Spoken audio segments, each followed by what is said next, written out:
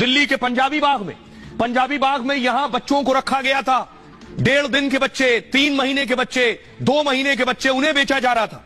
अगली तस्वीर दिखा रहा हूं, ये देख रहे हैं आप, ये बच्चे बरामद हुए घर से, छोटे छोटे बच्चे जिन्हें हाथ में पुलिस महिला कर्मी ली हुई। अगली तस्वीर दिखाऊं मैं आपको, ये देख रहे हैं 1 महीने का बच्ची है जिसकी तस्करी होनी थी, इस बच्ची को बेचा जाना था। 5 लाख रुपए में बच्ची बेची जा रही थी। ऐसी कई बच्चे बरामद हुए। बताया जा रहा है 1 महीने पहले 10 ऐसे बच्चे बेच दिए गए।